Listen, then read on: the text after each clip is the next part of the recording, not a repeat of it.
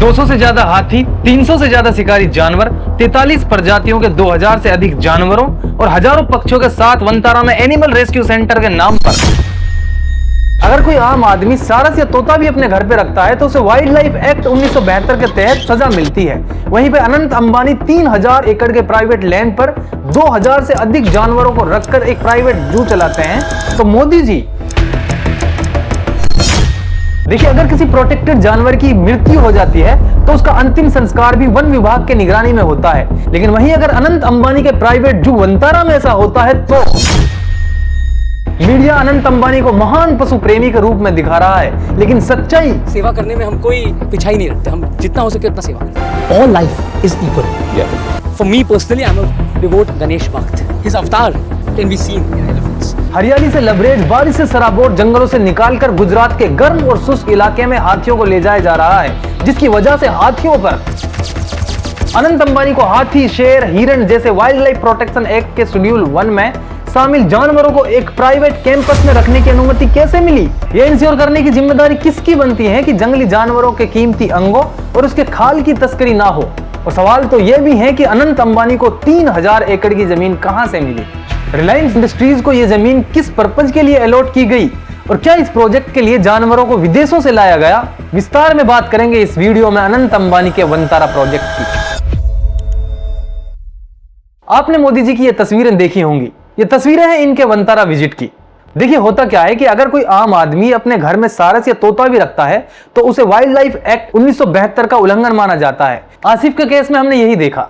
वहीं दूसरी ओर अनंत अंबानी अपने 3000 एकड़ के प्राइवेट लैंड पर 2000 से अधिक पक्षियों को रखकर एक प्राइवेट जू चला रहे हैं। अगर कोई आम आदमी इन कानूनों का उल्लंघन करता है तो उसे हार्श पनिशमेंट का सामना करना पड़ता है, लेकिन अनंत अंबानी के मामले में इतनी उदारता क्यों? देखिए, इंडिया के वेस्टर्न स्टेट गुजरात में एक सिटी है जामनगर। पिछले साल अनंत अंबानी के जो प्री वेडिंग सेलिब्रेशन का इवेंट हुआ था उसको गुजरात के जामनगर में ही सेलिब्रेट किया गया था। इस आयोजन के लिए 1000 से अधिक खास मेहमानों को इन्वाइट किया गया। दुनिया भर के बड़े बड़े businessman, corporate executives, film stars, entertainment industry के दिग्गज और मशहूर खिलाड़ी इस आयोजन में शामिल हुए। इन मेहमानों को मुंबई और दिल्ली से चार्टर्ड प्लेन्स में लाया गया और इवेंट के बाद वापस पहुंचाया गया। इस इवेंट की भव्यता का अंदाजा इस बात से लगाया जा सकता है कि हर दिन के लिए एक अलग मूड बोर्ड तय किया गया था, जिसमें ड्रेस कोड से लेकर स्टाइलिंग तक की बारीकियां शामिल थी। मेहमानों के लिए हेयर स्टाइलिस्ट, मेकअप आर्टिस्ट और भारतीय परिधान पहनाने के लिए स्पेशलिस्ट होटल में ही मौजूद थे। इतना ही नहीं, मेहमानों को मौसम की जानकारी से लेकर 3 दिनों तक ठहरने के लिए लगेज कैरी की डिटेल्ड गाइडलाइंस भी दी गई थी, ताकि उन्हें किसी असुविधा का सामना ना करना पड़े। खाने पीने के मामले में भी कोई कसर नहीं छोड़ी गई। मेहमानों के लिए हर किस्म के खाने तैयार किए गए, जिसमें भारतीय खानों से लेकर इंटरनेशनल कुजीन तक हर स्वाद का ख्याल रखा गया। और इस इवेंट की एक और खास बात यह थी कि इस इवेंट का आयोजन दुनिया के सबसे बड़े निजी चिड़ियाघर के पास, वनतारा के पास किया गया। यह चिड़ियाघर रिलायंस ग्रुप की यूनिट्स द्वारा विकसित किया गया है। और इस इवेंट की भव्यता के चर्चे जितने भोकाल भरे थे उतने सवाल खड़े भी हुए हैं। कुछ लोग कहते हैं कि अनंत अंबानी के प्री वेडिंग में हाथियों को प्रोप्स की तरह यूज किया गया। तो क्या ये केयर है या फिर show off? Reliance industries India का सबसे बड़ा प्राइवेट कॉर्पोरेट ग्रुप है, जिसने दुनिया की सबसे बड़ी पेट्रोलियम रिफाइनरीज भी जामनगर में ही स्थापित की है। लेकिन इस इंडस्ट्रियल एम्पायर का एक्सपेंशन अब वाइल्ड लाइफ तक जा पहुंचा है और वाइल्ड लाइफ को अब प्राइवेट प्रॉपर्टी बनाने की कोशिश है। मीडिया पिछले कुछ दिनों में अनंत अंबानी को महान इन्वायरमेंटलिस्ट और एनिमल लवर के रूप में पेश कर रही है। सोशल मीडिया पर भी कैंपेन चल रहे हैं। सचिन तेंदुलकर से लेकर विराट कोहली तक के अकाउंट से इस तरह के ट्वीट हुए हैं। टीवी चैनल्स पर अनंत अंबानी के इंटरव्यू दिखाए जा रहे हैं, जिसमें उन्हें जानवरों के प्रति करुणा और समर्पण का प्रतीक दिखाया जा रहा है। लेकिन क्या सच्चाई यही है? अनंत अंबानी ने 250 चिकन्स को स्लॉटर हाउसेस से बचाया और उनको दुगने प्राइस पर खरीदकर रेस्क्यू करके अपने प्राइवेट जू में भेज दिया। सबने कहा कि वाह, कितना बड़ा दिल है। लेकिन बाद में पता चला कि ये तो शायद वनतारा में रहने वाले लॉयंस और टाइगर्स के लिए एक खुराक थी। तो क्या रेस्क्यू इसको ही बोलते हैं? ये रेस्क्यू था या फिर सेक्रीफाइस? एक्चुअली ये तो हिपोक्रेसी हुई भाई। देखिए, वनतारा 2 संस्थानों से मिलकर बना है। एक Radha Krishna temple elephant welfare trust और दूसरा green zoological rescue and rehabilitation centre.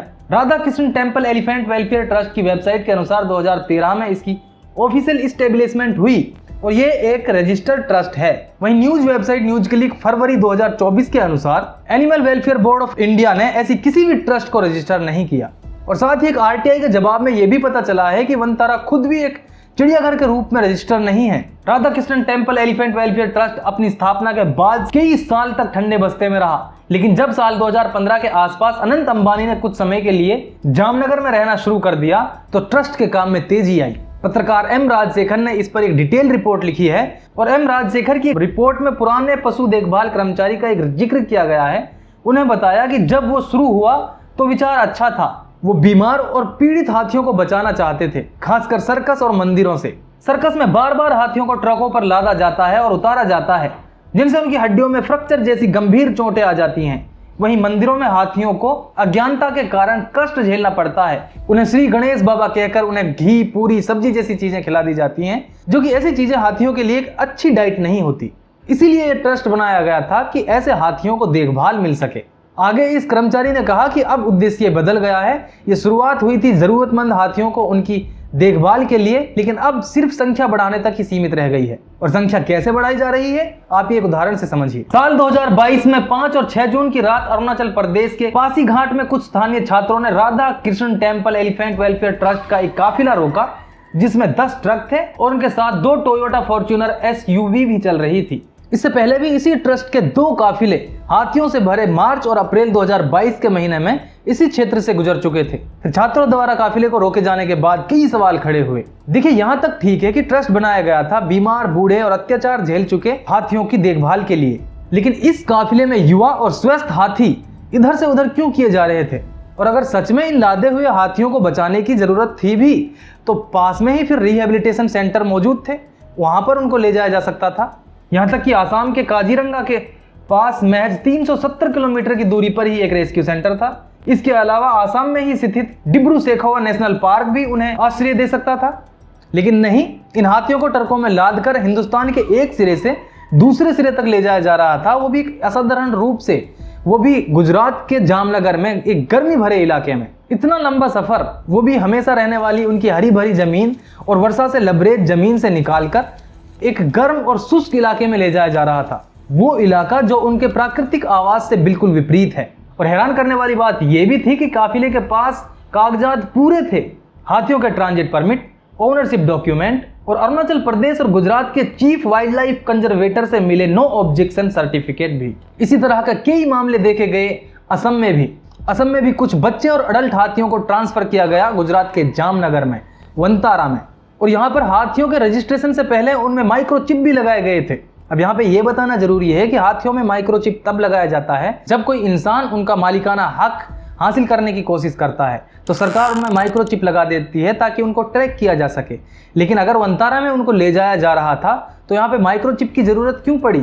और यहाँ पे एक चीज ये भी बताना जरूरी है कि वाइल्ड लाइफ प्रोटेक्शन एक्ट 1972 के तहत जंगली हाथियों को पकड़ने और उनकी बिजनेस सेल्स पर स्ट्रिक्ट रेस्ट्रिक्शंस हैं। अगर कोई व्यक्ति किसी हाथी के मालिक होने का दावा करता है तो उसको पहले यह प्रमाणित करना पड़ेगा कि उस हाथी की वंशावली की कोई मादा उनके पास पहले से मौजूद थी, मतलब उनके पास पीढ़ियों से वो जानवर है, वो हाथी है और उसका ही वो बच्चा उनके पास अभी भी मौजूद है। और जैसा कि मैंने बताया, सभी नवजात हाथियों में माइक्रोचिप लगाना अनिवार्य है ताकि उनको ट्रैक किया जा सके, उनकी पहचान की जा सके। लेकिन जब असम से हाथियों को ट्रांसफर से ठीक पहले माइक्रोचिप लगाया गया तो तब वंतारा पर संदेह और भी गहरा हो गया। संदेह यहाँ पर साफ था कि वंतारा उनको खरीदने की कोशिश कर रहा है या फिर उनको रेस्क्यू कर रहा है। पत्रकार एम शेखर की रिपोर्ट में लिखा गया है कि असम में पूर्वी क्षेत्र के एक सीनियर वन अधिकारी ने सवाल उठाया कि स्वस्थ हाथियों को 3000 किलोमीटर दूर जामनगर में क्यों भेजा जा रहा है, जबकि उनको लोकल लेवल पर यहीं प्रोटेक्टेड रखा जा सकता है।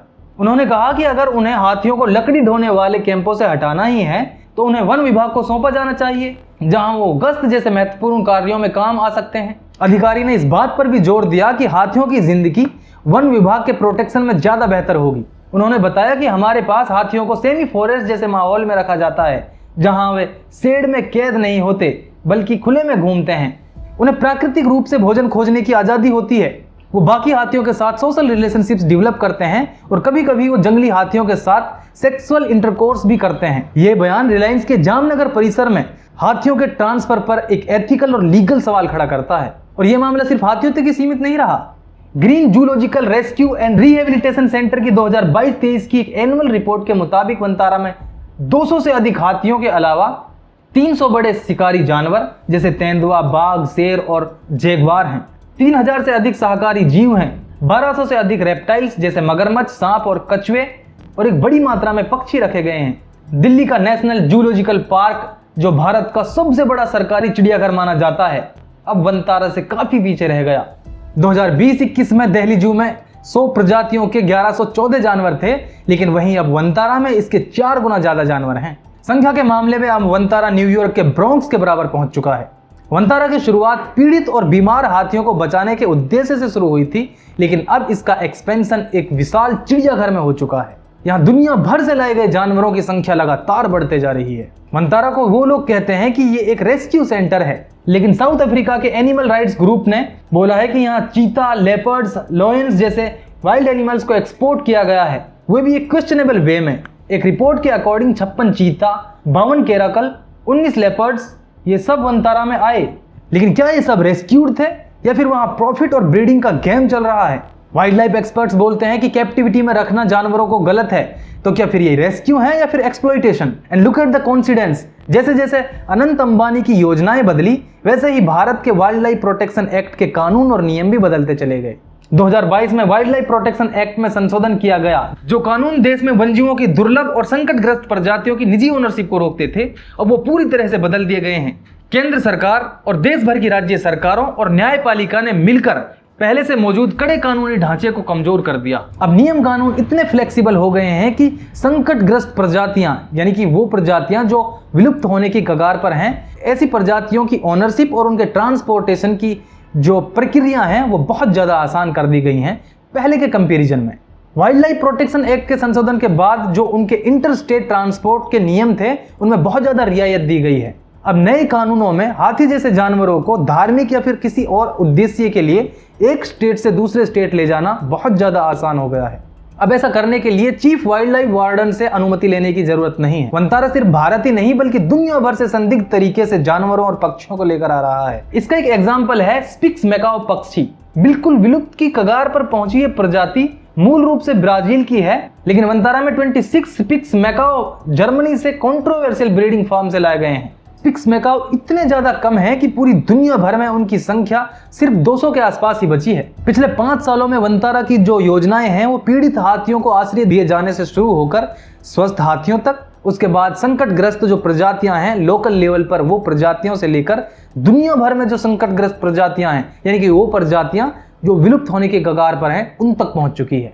मीडिया चमचमाती पशु देखभाल की सुविधाओं को देखकर उसको सही ठहरा सकती है, लेकिन जहां पर उन पशुओं को रखा जा रहा है वो एक्चुअल में एक सही जगह नहीं है, क्योंकि गुजरात का जो मौसम है वो इंडिया के बहुत सारे इलाकों और दुनिया भर के इलाकों से कंपेरेटिवली गर्म है, और ये ऐसी प्रजातियों के लिए बहुत खतरनाक साबित हो सकता है जो जनरली थोड़े ठंडे इलाके में पनपते हों। और दूसरी बात यह है कि वनतारा को रिलायंस के बहुत बड़े पेट्रोकेमिकल कॉम्प्लेक्स के बगल में स्थापित किया गया है, और हाथियों सहित सभी पक्षियों और जानवरों को इसी परिसर में रखा गया है।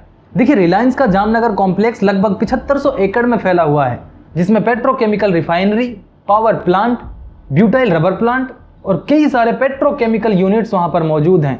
और central pollution control board CPCB 2016 के एक सर्कुलर के अनुसार ऑयल रिफाइनिंग और पेट्रोकेमिकल प्रोडक्शन हाईली पोल्यूशन फैलाने वाली कैटेगरी में आते हैं।